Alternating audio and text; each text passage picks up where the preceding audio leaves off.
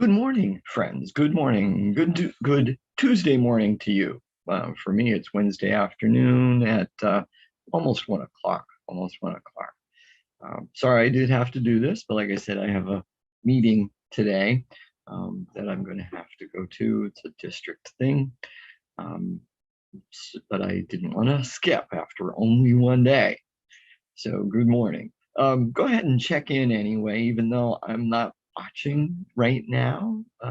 I'll check in later to see if you've been watching. No, to see if you have questions or comments or anything like that. And just because I'm not here doesn't mean you can't say hello to each other.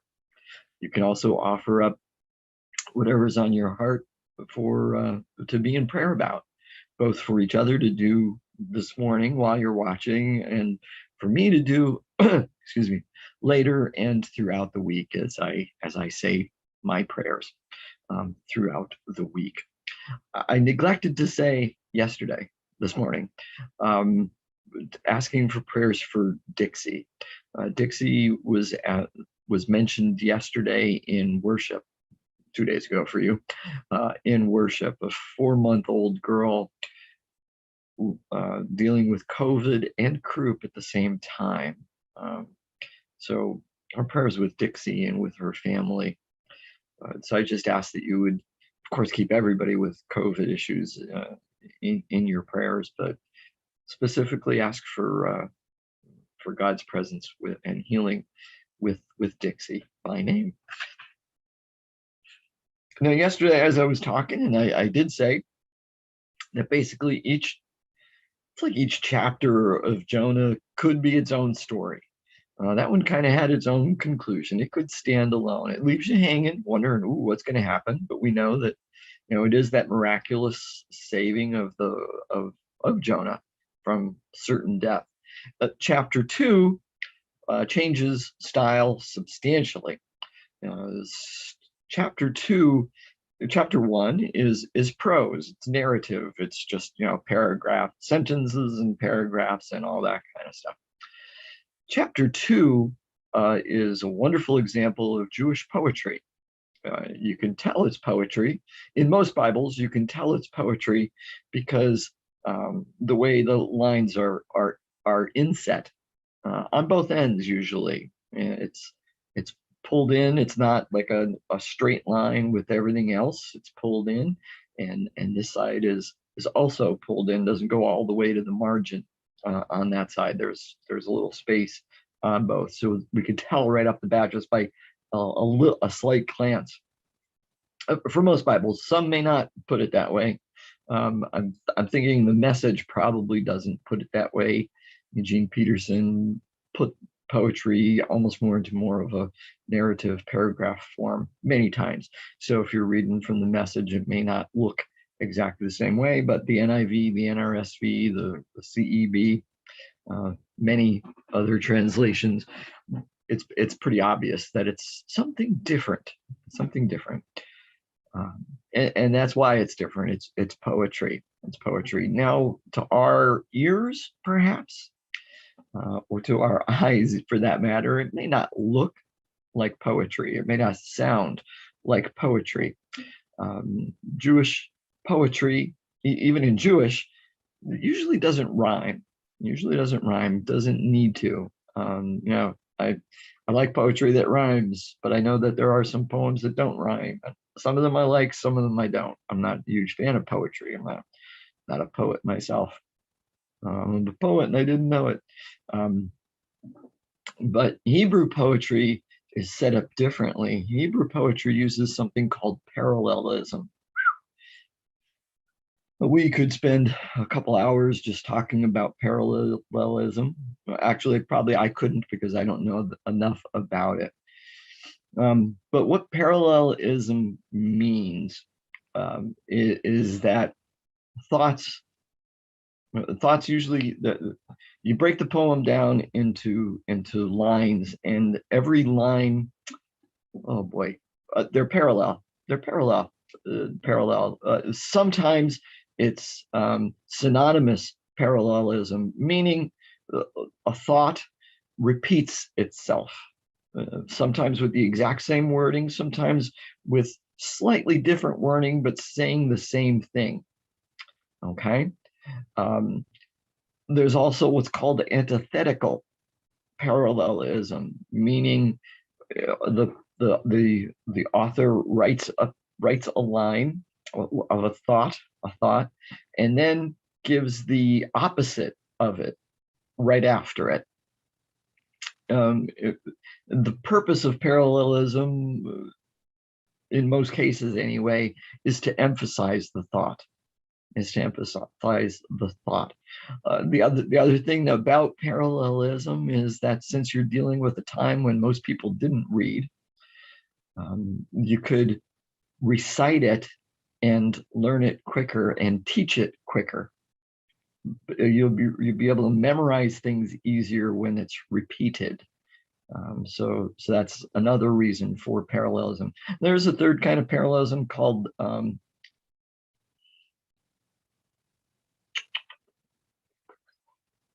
synthetic parallelism, meaning the thoughts almost don't have anything together, anything to pull them together. So it's not super clean, this whole idea of parallelism, but that's approximately what it means and the purpose for it. So I'm going to point that out a little bit as we go through here. But what I'm going to do first is read the entire second chapter, which isn't much because it's only 10 verses.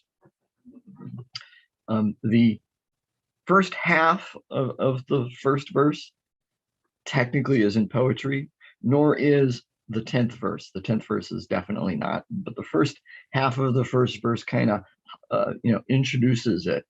And the last verse ends that story. That's like it's probably an addition by the author or the editor. And that's the other thing too. We're not sure. The Bible scholars disagree on whether this was part of the original document or if it was something that was inserted later. And if it was part of the original document, was it something the author created, or was it something else something that somebody else created and then the author inserted into the story? One more question we don't know the answer to. Sorry, I would keep getting texts, but they're not about this. So I'm going to read chapter 2, and then we'll go back and work through it a little bit to explain a few things. Then Jonah prayed to Yahweh, his God, from the belly of the fish, saying, I called to Yahweh out of my distress, and he answered me. Out of the belly of Sheol I cried, and you heard my voice. You cast me into the deep, into the heart of the seas, and the floods surrounded me. All your waves and your billows passed over me. Then I said, I am driven away from your sight. How shall I look again upon your holy temple? The waters closed in over me. The deep surrounded me. Weeds were wrapped around my head at the roots of the mountains. I went down to the land whose bars closed upon me forever. Yet you brought me up. Yet you brought up my life from the pit, O Yahweh, my God. As my life was ebbing away, I remembered Yahweh, and my prayer came to you into your holy temple. Those who worship vain idols forsake their true loyalty. But I, with the voice of thanksgiving, will sacrifice to you. What I have vowed, I will pay. Deliverance belongs to Yahweh. Then Yahweh spoke to the fish, and it spewed Jonah out upon the dry land. End chapter 2. So, beautiful piece of poetry, wonderful psalm, wonderful prayer. That's what most of the psalms are. Many of the psalms are. They're poetry, they're prayer, all wrapped in together. And this is a classic example of it. It doesn't, obviously, it's not in the book of Psalms, but that doesn't mean it's not a psalm. It still matches up. So let's look at some of the stuff that's taking place here. And not to belabor the point, but I'll point out a few things with that idea of parallelism. So the second half, I'm sorry, it's not the second half, it's verse 2. It's verse 2. I called to Yahweh out of my distress, and he answered me. That would be thought 1, or line A. Out of the belly of Sheol I cried, and you heard my voice. That's a synonymous. That's synonymous parallelism, because the author is really saying the same thing, only with slightly different points. Instead of saying out of my distress, he's saying out of the belly of Sheol, which is the land of the dead. But out of this situation, my current situation, I called out to you, and you heard my voice. And you heard my voice. So I suppose an argument can be made that it's not exactly synonymous. It's almost synthetic, because it's close enough to be considered synonymous. And yes, it's calling versus hearing, calling and hearing, but you get the point. When you get the point, you can't hear if you don't call. You cast me into the deep, into the heart of the seas, and the flood surrounded me. It's almost, and all your waves and your billows passed over me. You cast me into the deep, into the heart of the sea. Those are the same thoughts, slightly different words. So those are synonymous. Second line, the next line, third line and fourth line. And the flood surrounded me. All your waves and your billows passed over me. It's saying the same thing, only in different words, about sinking into the water closing over top. I'm driven away from your sight. How shall I look again upon your holy temple? That's still synonymous, although with a touch towards the synthetic. But driven away from your sight, how can I see?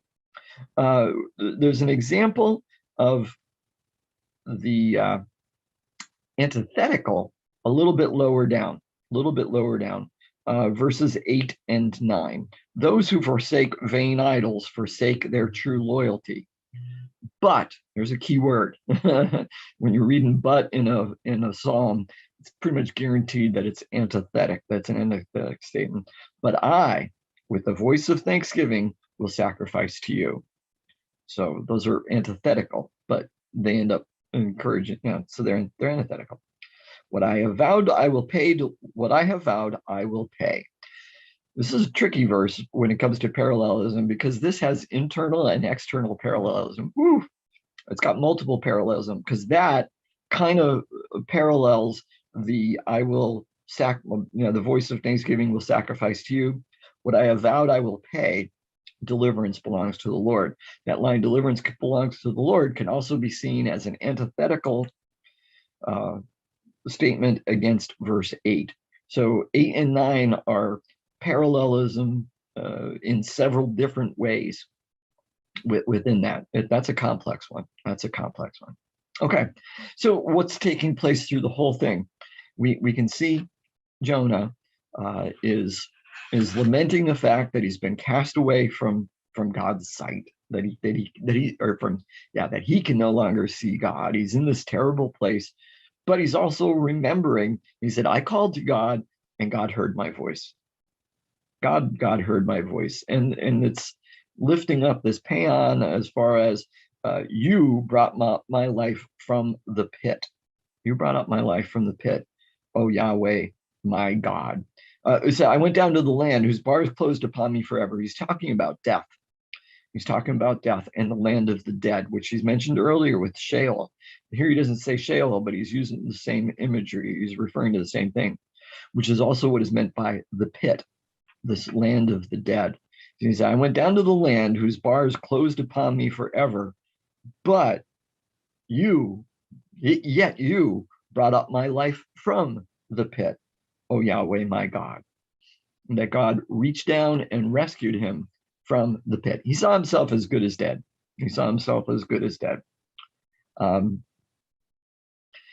Some people might say that this is almost like that. Oh God, you get me out of this situation, and I'll change my ways. I'll start going back to church and all that kind of stuff. We don't really see that, though. If you take a closer look, I understand why people might think that Jonah's doing that, but nowhere does the author actually say that kind of thing. If you save me, I'll do this. He doesn't. It's almost a reflection afterwards You reached down, you saved me. I will worship you. I will offer my sacrifices. There's doesn't seem to be any uh, quid pro quo. It's not an if then. It's a you did, so I will. It's a you did, so I will. Then Yahweh spoke to the fish, and it spewed Jonah out upon the dry land, which is a disgusting image. I agree.